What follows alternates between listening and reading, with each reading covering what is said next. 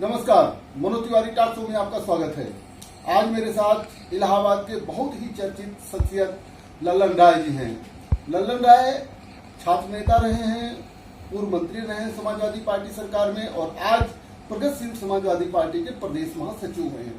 लल्लन राय से उनके राजनीतिक और तमाम ऐसे समसामयिक मुद्दों पर हम बातचीत करते हैं। राय साहब, आपका हमारे टॉक शो में बहुत बहुत स्वागत है। सबसे पहले आप अपने अनुभव से बताइए कि आज राजनीति किस दिशा में जा रही है? देखिए, राजनीति आज जो धर्म के नाम पर, जात के नाम पर पूरे देश में जो की जा रही है और धर्मों का जो बंटवारा हो रहा है, देखिए ये हिंदुस्तान है और हिंदुस्तान जो सींचे गए हैं वो सभी जात धर्म के लोगों के द्वारा ही सींचे गए हैं।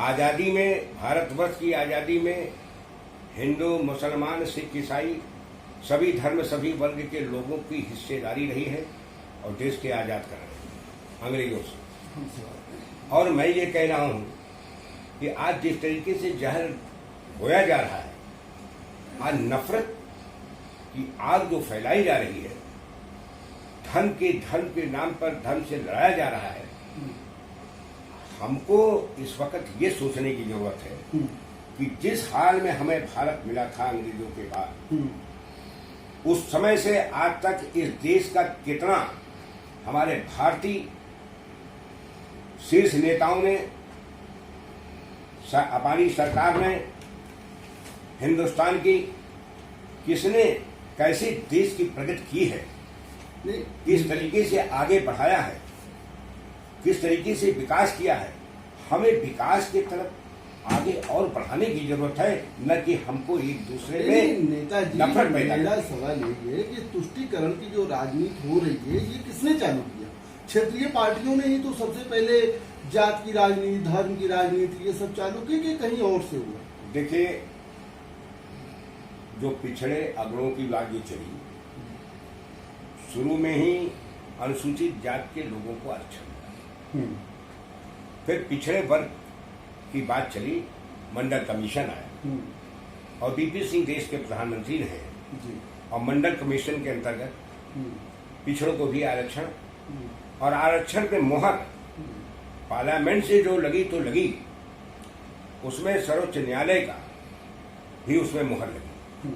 आज देश के अंदर जो संविधान है, कानून की व्यवस्था है, उसके तहत ये जो आरक्षण की बुनियाद पड़ी है, ये उस वक्त पूरे देश में बुरी तरह फैला और आज उसमें लोग जो आरक्षण है, जो गरीब हैं, चले हैं, डॉक्टर लोहिया का है कि इतना जो रहा है उसको साकार लोगों ने किया है। लेकिन आज पिछड़े वर्ग को छोड़ करके ये जो धर्म के लड़ाने की जो राजनीति चली, ये बड़ी खतरनाक है। नहीं नेताजी, बहुत सही आपने मुद्दा उठाया है कि जो है सामाजिक न्याय की लड़ाई बीपी सिंह आदि ने लड़ा और उन्होंने पूरे देश में एक सरकार बनाई और उन्होंने जो है सामाजिक न्याय दिया। लेकिन सवाल इस बात का है कि ये लड़ाई तो कमजोर हो गई। जितने समाजवादी नेता उतनी पार्टियां बन गई हैं, यहाँ तक कि पारिवारिक लिमिटेड पार्टियां बन गई हैं। तो अब तो समाजवादी आंदोलन पूरी तरह से बिखर चुका है। लल्लन राय एक समाजवादी नेता के रूप में जो जनेश्वर मिश्रा के बहुत करीबी रहे, जिनको छोटे लोहिया कहा जाता है, कितना जो है सही? देखिए, समाजवाद तो बिखरा नहीं। समाजवाद, डॉक्टर लोहिया का जो समाजवाद था, जिसको आगे बढ़ाने का काम इस देश में अगर किसी ने किया तो मुलायम सिंह यादव जी ने किया। और मुलायम सिंह ने पुराने सारे समाजवादियों को जोड़ने का काम किया था। यहाँ तक कि उन्होंने जो है जनेश्वर मिश्रा जैसे समाजवादी विचारधारा के लोग, उनको भी जोड़ने का काम किया। और तमाम पुराने जितने भी आचार्य नरेंद्र देव से लेकर के, मधुमेह से लेकर के, लाडली मोहन से लेकर के और जितने भी हमारे पुराने समाजवादी सोशलिस्ट रहे हैं, उनको अगर याद करने का काम, उनको जनता में उनकी नीतियों को फैलाने का काम, डॉक्टर लोहिया की नीतियों को फैलाने का काम अगर किया है, तो ये यही समाजवादी नेता जो मुलायम सिंह यादव हैं, जिन्होंने समाजवाद को संजोया था, संगठित कर रखा। फिर भी आज आप मुलायम सिंह के साथ नहीं है? नहीं, मुलायम सिंह जी के साथ है। हम मुलायम सिंह जी के साथ ही राजनीति शुरू किया हमने। मैं मुलायम सिंह जी हमारे नेता हैं, हमारे सर्वे सर्वा हैं, लेकिन मुलायम सिंह जी के परिवार में एक तरफ उनके बेटे हैं, एक तरफ उनका भाई है। अब है तो परिवार ही, कोई कहीं अलग नहीं है। लिमिटेड कंपनी आज है जिसमें नहीं, आज परिवार का एक टुकड़ा किसी मतभेद की वजह से अगर अलग हो गया नहीं, है। समाजवादी आंदोलन का मतलब केवल एक परिवार होता है। ललन राय ये बताएं कितना उचित है? नहीं, परिवार नहीं होता। हम कहते हैं कहाँ परिवार फिर की आप बात है? मुलायम सिंह का नाम ले रहे हैं, उनके लड़के का नाम ले रहे हैं, उनके भाई का नाम ले रहे हैं, उनके एक और भाई का नाम ले रहे हैं। समाजवाद की बागडोर को आगे बढ़ाने का काम एक परिवार करेगा? नहीं, परिवार नहीं करेगा। जो असली समाजवादी उस रास्ते पे चलने का और उस भार को ढोने की क्षमता होगी वही आगे बढ़ेगा। जैसे अखिलेश यादव, शिवपाल यादव ने उस समाजवाद को आगे बढ़ाने का उनका काम रहा है, काम कर रहे हैं। तो अगर उस समाजवाद को जिंदा रखने का काम ये लोग कर रहे हैं तो कोई जरूरी नहीं है कि परिवार में हम राजनीति नहीं कर सकते, हम समाज सेवा नहीं कर सकते, हम जनता के बीच में जा नहीं सकते, हम जनता की लड़ाई लड़ नहीं सकते। ये कहाँ लिखा हुआ है कि हम परिवार के लोग नहीं लड़ सकते? ये असली समाजवादी, नकली समाजवादी? हाँ, नहीं, उसमें नकली नहीं है। जनेश्वर मिश्रा जी थे, देखिए राजनारायण जी थे, आज रेवती रमन जी हैं, तमाम लोग हैं। आज समाजवादी झंडा लेकर के जो चल रहे हैं, जो नहीं है वो अपना संदेश लेकर। अच्छा, आप बताइए, आप प्रगतिशील समाजवादी पार्टी के महासचिव हैं, आपकी पार्टी प्रगतिशील समाजवादी पार्टी। हाँ, वही समाजवादी पार्टी। हाँ, समाजवादी पार्टी, प्रगतिशील समाजवादी पार्टी का तो समाजवादी विचारधारा के हम लोग हैं, रहेंगे और हमेशा धर्मनिरपेक्षता की लड़ाई लड़े हैं, सेकुलरिज्म की लड़ाई लड़े हैं और आज भी सारे धर्म, सारे वर्गों को मिला करके संघर्ष करेंगे। जो समाजवादी पार्टी का उद्देश्य है वही हमारी प्रगतिशील समाजवादी पार्टी का भी। कहा जाता है कि समाजवादी प्रगतिशील पार्टी जो है वो भारतीय जनता पार्टी के निर्देश पे काम कर रही है। देखिए, वो सब कुछ नहीं है, भारतीय जनता पार्टी के लोग ही उड़ा रहे हैं और ऐसा कुछ नहीं है। कहा गया कि साहब वो मायावती का बंगला उन्होंने ऐलान करा दिया, भारतीय जनता पार्टी को। अरे मायावती का बंगला, जब पहली बार मीटिंग हुई प्रगतिशील पार्टी की तो मैं चला गया मायावती के बंगले पर। जब मायावती के बंगले पर आवास विकास के पीछे दफ्तर के पीछे गया तो देखा मायावती जी लिखा हुआ है। तो हमने कहा बंगला तो अपनी जगह सुरक्षित और अपनी जगह पे है, कहाँ है भाई? तो पता किया कि नहीं, जो समाजवादी पार्टी का पुराना दफ्तर, जो प्रमोद तिवारी जी का बंगला है, उसके अपोजिट वो एक है, वो कार्यालय आवंटित हुआ। तो हम कहा भाई ये कार्यालय, तो ये तो मायावती जी का बंगला तो है। वहां पर बहुजन समाजवादी पार्टी का महिला प्रकोष्ठ का कार्यालय था। अच्छा सर, हम लोग और लोगों ने उड़ाया कि मायावती का बंगला अलर्ट हुआ। तो देखिए, ये सब उड़ाने की बातें हैं और लोगों ने उस वक्त जो है किया है। और थोड़ा संक्षेप में बात करें तो ये बताइए, क्या प्रगतिशील समाजवादी पार्टी का विलय समाजवादी पार्टी में हुआ कि अकेले विधानसभा चुनाव 2022 में लेंगे? नहीं, 2022 में मिलकर के चुनाव लड़ने की बात है। हमारे नेता शिवपाल यादव जी ने कहा कि मैं पहला गठबंधन या पहला मिलजुल करके अगर कोई चुनाव है तो पहला प्रथम वरीयता समाजवादी पार्टी है। समाजवादी पार्टी से एडजस्टमेंट होगा, एडजस्टमेंट होकर के सीटों का बंटवारा होगा, उससे चुनाव मतलब विलय नहीं होगा, गठबंधन होगा। हाँ, अभी तक तो बात यही गठबंधन की बात है। चलिए, अब हम राजनीति पे बात करते हैं। उत्तर प्रदेश की राजनीति से आप कितना संतुष्ट हैं, जबकि मुख्यमंत्री रोज ऐलान करते हैं कि सब ठीक ठाक है, हमने बेरोजगारों को रोजगार दे दिया, 100 दिन के रोजगार की गारंटी दे दिया, फला फला फला। इससे ललन राय जी कितना संतुष्ट? देखिए, देश की ललन राय ही नहीं, आप भी संतुष्ट न होंगे मनोज भाई। संतुष्ट देश की, प्रदेश की जनता नहीं है। कहीं कोई रोजगार नहीं मिल रहा है। टीचर की 69,000 की भर्ती आई, वो भी घपले में फंस गई, उसमें भी घोटाला। उसी बीजेपी के लोग मिल करके उसमें खेल कर रहे थे, वो भी आज स्थगन आदेश हो गया न्यायालय के जरिए। तो जो भी चीजें, अब तो ये जान गए हैं बेरोजगार की पहले तो भर्ती निकलेगी, भर्ती के बाद देखेंगे तो फिर न्यायालय आ जाएगा। इस तरीके से करते कि उसको इंटरव्यू और परीक्षाएं देते देते 5 चरण में आगे बढ़ेगा। अब तो इसमें फंस गया, कहीं रोजी रोजगार किसी के पास नहीं है। आज 20 लाख करोड़ रुपया भारत सरकार ने घोषणा किया। पैसे की घोषणा तो सुन रहे हैं, लाभ कहीं किसी को नहीं मिल रहा है, कहीं किसी को नहीं दिखाई पड़ रहा है। आपने लॉकडाउन के समय में ये सब किया। मजदूर जो हैं, कोई मजदूर जो है किसी को लाभ नहीं। ये नहीं कि मजदूरों को आप जो है रोजगार दिलाइए, और जब रोजगार आप दिलाएंगे तो खाने का इंतजाम कर देगा। तो आप खाना बांट रहे हैं, आप राशन बांट रहे हैं। कहाँ राशन बट रहा है, किस जगह बट रहा है? प्रदेश सरकार तो कहती है कि हमने बहुत लोग, भाई कह रही है, आम जनता में सर्वे कर लीजिए, सर्वे कर लीजिए कि कितने लोगों को राशन मिल रहा है। आज कंट्रोल की दुकानें हैं जिस तरीके से हैं, राशन कार्ड जो कि जिनके राशन कार्ड नहीं मिले, जो बहुत गरीब हैं, उनका कोई इंतजाम नहीं। भूखे मर रहे हैं। हम तो कहते हैं कि जो मजदूर आए, पलायन होके आए, दूसरे देशों प्रदेशों से आए, जैसे भी आए, इनको चिन्हित करो। आपके पास रिकॉर्ड है, वो चले हैं, ट्रेनों से चले हैं, बसों से चले हैं, आपके पास आंकड़ा है। आप उनको रोजगार कराइए, और जो रोजगार होगा तो अपने खाने का इंतजाम भी कर लेंगे। और जब आत्मनिर्भर बनाने की बात करते हैं, तभी वो मजदूर आत्मनिर्भर होगा, तभी वो कुछ कर पाएगा, जबकि आप उनको योजना में शामिल। केंद्र सरकार भी जो है समय समय पर ऐलान करती है और कहते हैं कि हमने बहुत ढेर सारे कदम उठाए हैं। केंद्र सरकार की तमाम नीतियां जो आर्थिक क्षेत्र में है और विदेश के क्षेत्र में है, इससे ललन राय कितना संतुष्ट हैं और क्या समझते हैं कि प्रगतिशील समाजवादी पार्टी जो है आज चीन के मुद्दे पर, पाकिस्तान के मुद्दे पर सरकार के साथ है? देखिए मनोज भाई, पाकिस्तान चीन जो संबंध है, मोदी जी तो हर जगह गए, बिरयानी भी खाने गए, उधर चीन से भी संबंध है, सारे लोगों से संबंध है। आज संबंध कहाँ गया? हम तो कहते हैं वो दिन याद करिए जब मुलायम सिंह यादव इस देश के रक्षा मंत्री थे जी। और रक्षा मंत्री थे, बॉर्डर पर वो गए हुए थे और इसी लद्दाख में और इस तरीके से बॉर्डर पर वहां गए, कहीं ठंडी में पता नहीं क्या क्या पहन के गए, जैसे भी मोदी जी लद्दाख में गए हुए थे। और मुलायम सिंह जी, फायरिंग चल रही थी, कहा भाई ये क्या आवाज आ रहा है गोलीबारी, कैसा दुश्मन की तरफ से फायर चल रहा है। तो कहे तुम लोग क्या मुंह देख रहे, तुम लोग भी शुरू करो फायर। खड़े होकर के वहीं फायर झुकवाना शुरू किया। बाद में वहां पर जनरल ने पूछा कि सर बंद कर दूं, कहिए तुम्हारा फैसला है, बंद करना, चालू करना, रोकना, ये तुम्हारा काम है, मेरा काम है। अभी भी वीडियो देखिए, आजकल जब से लद्दाख ये भी होके आए हैं मोदी जी, मुलायम सिंह यादव जी का उस समय का आज वीडियो आज वायरल चल रहा है। हमेशा उन्होंने पार्लियामेंट में बोला, आम मीटिंग में बोला, पब्लिक में बोला, आज से नहीं 10 साल पहले से बोलते चले आ रहे हैं कि हमको उतना पाकिस्तान से खतरा नहीं जितना हमको चीन से खतरा है। लगातार बोलते चले आए हैं, उसको किसी ने अमल किया। आज वो बातें अब रिपीट हो रही, आज वही खतरा हमारे सामने है। तो तमाम बातें हैं। देखिए, कथनी करने में मुलायम सिंह यादव समाजवादियों में फर्क नहीं होता, कथनी करने में भारतीय जनता पार्टी के लोगों में फर्क है। ये कहते कुछ है, करते कुछ है।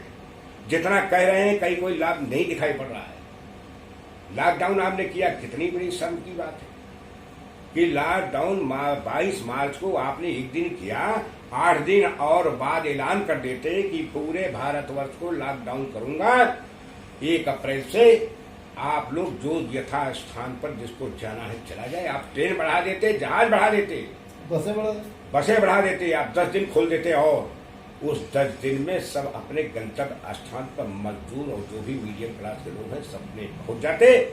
आज आपके सामने तो ये हाईवे पे चले आ रहे हैं, पैदल चले आ रहे हैं, खाने का कोई इंतजाम नहीं, आपने कोई सिस्टम नहीं बनाया। आपने ये वायरलेस और सिस्टम और ये आपके जितने भी हैं, आपने सभी थाने को सूचित कर देते कि भाई ये तो बीत गया, अब तो नहीं लोग पैदल कितना नहीं चल रहे, चल के मर गए, कितने कितने तबाह हो गए। ये जो अव्यवस्था हुई है, ये सरकार की एकदम बिल्कुल नाकामी थी, नाकामी थी मनोज जी।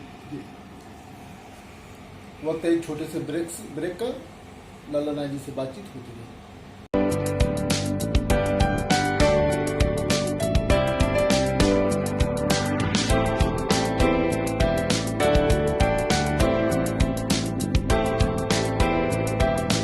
ब्रेक के बाद आपका स्वागत है। ललन राय जी, राजनीति की थोड़ी सी बात करते हैं। आपको क्या लगता है कि उत्तर प्रदेश में 2022 में भारतीय जनता पार्टी की सरकार को कौन सी पार्टी रिप्लेस करेगी या कर पाएगी भी कि नहीं, टक्कर दे पाएगी कि नहीं? देखिए, टक्कर अगर भारतीय जनता पार्टी को देगी तो समाजवादी ही टक्कर देंगे, समाजवादी विचारधारा के लोग टक्कर देंगे। ये संघर्ष करने वाले लोग हैं। समाजवादी पार्टी का उनका शामिल रहेगी और जो अब तक जो चल रहा है वो शामिल होकर ही चुनाव लड़ना चाहिए। आपको नहीं लगता कि लोकसभा के दौरान जो गठबंधन इतना बड़ा हुआ था सपा और बसपा का, जो पूरी तरीके से फेल हो गया, अब गठबंधन की राजनीति खत्म हो गई, तो किस तरीके से? देखिए, विश्वास की बात होती है। बहन मायावती जी पर कभी किसी का विश्वास नहीं रहा, हमेशा इन्होंने तोड़ फोड़ किया है। और ये बात सच है कि समाजवादी पार्टी की सरकार थी, उत्तर प्रदेश के मुख्यमंत्री मुलायम सिंह यादव थे, उस वक्त भी मायावती ने तोड़ा था जब पीछे के साउथ घटनाएं हुई। तो 95 में हम ये कहते हैं कि ये सीख ले लेनी चाहिए थी कि जब उस वक्त का कोई नहीं हमारा हुआ तो आज कैसे हुआ। हुआ भी यही, समाजवादी पार्टी से लड़ करके, समाजवादी पार्टी से फायदा पा करके और सांसद बना लिया 10-11 को, और यहाँ पर उल्टा ये आरोप लगा दिया कि हमें समाजवादी पार्टी से लड़ने हमारा नुकसान हुआ। नहीं, वो गठबंधन टूट गया, जनता के सामने है। मैं ये कहना चाह रहा, क्या 2022 में किसी गठबंधन की तरफ आप देख रहे हैं कि हाँ एक मजबूत फेडरेशन बनेगा विपक्ष? नहीं, अभी तो फिलहाल गठबंधन नहीं है। गठबंधन बस है कि समाजवादियों का ही गठबंधन रहेगा, किसी गैर पार्टी का अभी गठबंधन फिलहाल जो है ऐसा जो सुनने में आ रहा है कि नहीं है। अकेले दम पर समाजवादी ही रहेंगे। जी लल्लन राय जी, आगे एक चीज आप और बताइए, आप चुनाव कहाँ से लड़ेंगे या आप खाली लड़वाएंगे? देखिए, हम लोग संगठन के लोग हैं और 1980 से आज 40 से 41 साल हो गए हमको समाजवादी विचारधारा से जुड़े और राजनीति मुलायम सिंह जी के साथ जुड़ा हुआ था।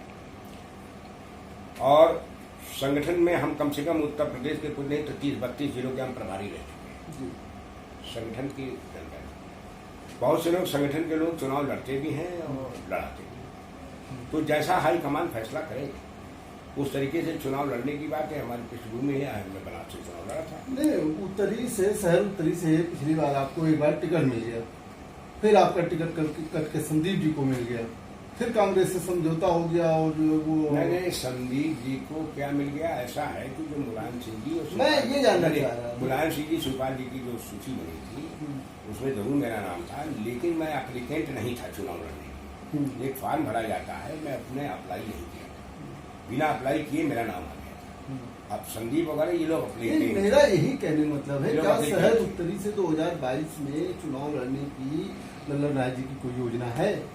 देखिए, अगर पार्टी का हाईकमान अगर कहेगा तो चुनाव लड़ा जाएगा।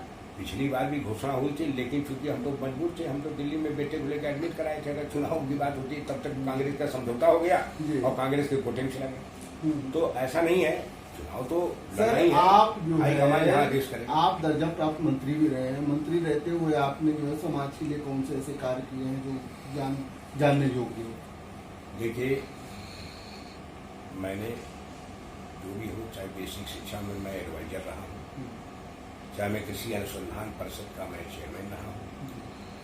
ये बात सही है कि उसमें हम जो विभाग रहा, विभाग एक तो पहली बार हमारा वो मंडी परिषद के उसमें 8वें तल पर किराए पे चलता। उस समय एक सेमिनार करके उसमें एक तो भवन का और भवन और जमीन निजी हो गया, ये हमने कार्यालय को किया। उसके बाद उसमें तनख्वाह भी कम आती थी लोगों को, कर्मचारियों की, उसको भी बढ़ाने का काम किया, विभाग को बढ़ाने का काम किया। विभाग का ये रिसर्च सेंटर था, रिसर्च सेंटर एग्रीकल्चर यूनिवर्सिटीज हैं जितने भी उत्तर प्रदेश में, मेरठ हो चाहे आपका इलाहाबाद एग्रीकल्चर यूनिवर्सिटी हो, फैजाबाद हो, इसमें रिसर्च का काम है। रिसर्च की एक प्रोजेक्ट लिए जाते थे, उस पर जो है वहाँ से कुछ पैसे दिए जाते हैं, वो मंडी परिषद के द्वारा ही वो विभाग चलता था और रिसर्च होता था। तो कोई विशेष तो था नहीं। बाकी जो मैं सलाहकार बेसिक शिक्षा था, तो जितने आपकी कोई निधि नहीं रहती थी, इसलिए जो है आप निधि नहीं थी और खुद कर बाकी सलाहकार में एडवाइज था। बड़े बड़े बेसिक शिक्षा में बहुत से परिवर्तन हुए हैं। बाकायदे उत्तर प्रदेश की जो हमारी बेसिक शिक्षा की बैठकें हुई हैं, जिसमें सेक्रेटरी से लेकर सभी लोग रहे, उसमें हमारे सुझाव आए हैं, उन सुझावों का पालन। अच्छा नेताजी, एक चीज और बताइए, उत्तर प्रदेश सरकार के जिस तरीके से चल रही है, आपको क्या लगता है कि इसकी दिशा किस तरफ जा रही है? उत्तर प्रदेश की सरकार पूरी तरीके से फेल है, न मजदूरों के लिए, न तो गरीबों के लिए, न किसानों के लिए। इसमें व्यापारी भी त्रस्त है, नौजवान त्रस्त है, महिलाएं त्रस्त हैं, सारे लोग त्रस्त हैं। गरीब के उत्थान की कोई रास्ता नहीं दिख रहा है। आज स्थितियां जो भी चल रही दिन पे दिन बदतर हो रही है, व्यापार बैठ गया है। मैं ये कहना चाहता हूं कि आज उत्तर प्रदेश की सरकार, भारतीय जनता पार्टी की, यहाँ तक कि कानून व्यवस्था तो जीरो हो गया। हर जगह मर्डर, कत्ल, राहजनी, माफियागिरी बुरी तरह बढ़ गया। आज भारतीय जनता पार्टी में रह करके लोग जिस तरीके से अत्याचार कर रहे हैं पीला कुर्ता पहन के, जिस तरीके से वो बहुत से तो देखा कि पीला कुर्ता पहने हुए लोग राहजनी भी किए हैं। ये तो सुशासन की बात तो नहीं, ये सब जो है जिस तरीके से हैं, ये बहुत ही कुछ नहीं। और पुलिस भी, प्रशासन भी निरंकुश है, ये कहीं किसी के सुनते नहीं है। भारतीय जनता पार्टी के सांसद और विधायक उसकी बहुत ज्यादा कोई नहीं सुनता। तो कोई नियंत्रण नहीं रह गया है। ये जोगी और योगी की सरकार है, इसमें कहीं कोई लाभ नहीं है। आप देख लीजिए कानपुर की घटना, अभी इलाहाबाद में देखिए, हमारे गंगा पार क्षेत्र में आए दिन हत्याएं हो रही, और बड़ी ये नहीं समझ में आ रहा है कि कोई ब्राह्मण वर्ग की ही हत्या हो रही।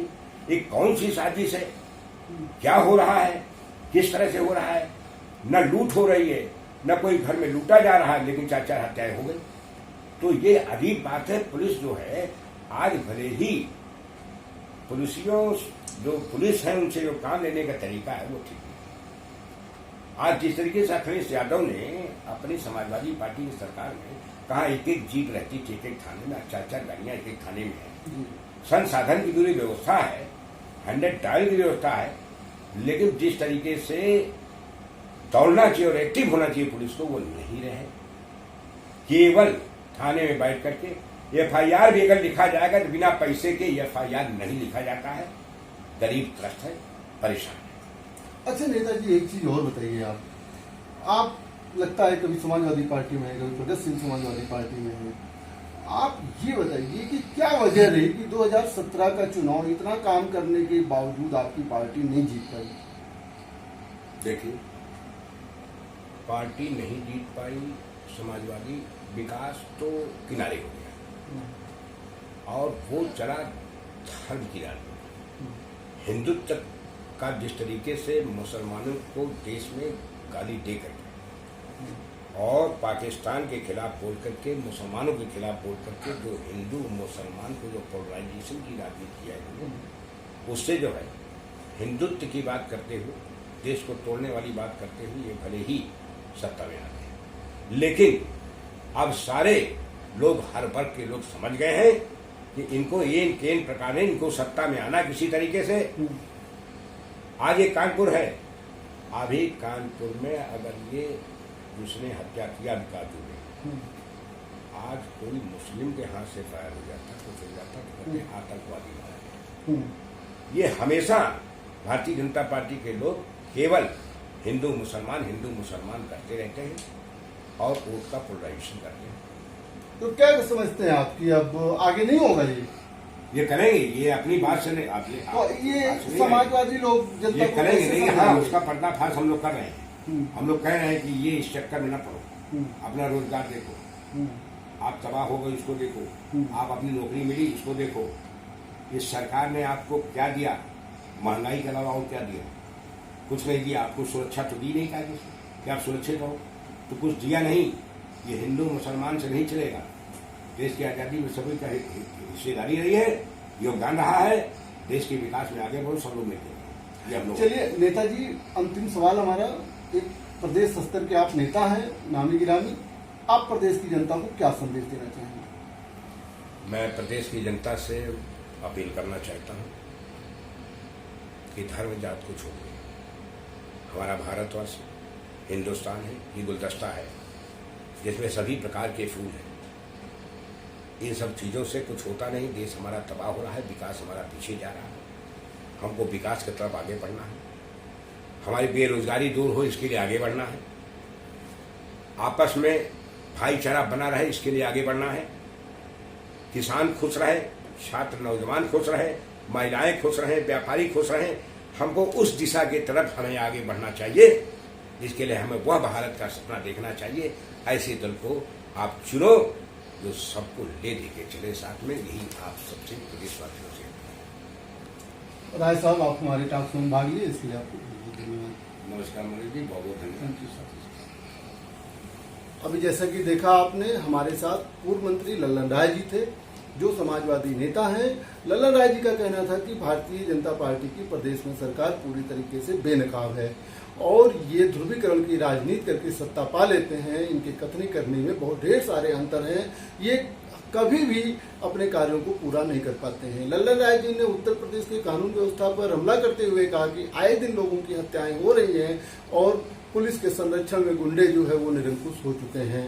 प्रदेश की जनता 2022 में सरकार बदल देगी। देखते रहिए मनोज तिवारी टॉक शो। आगे भी हम आपको ऐसे ही सच्चे से मुलाकात करवाते हैं।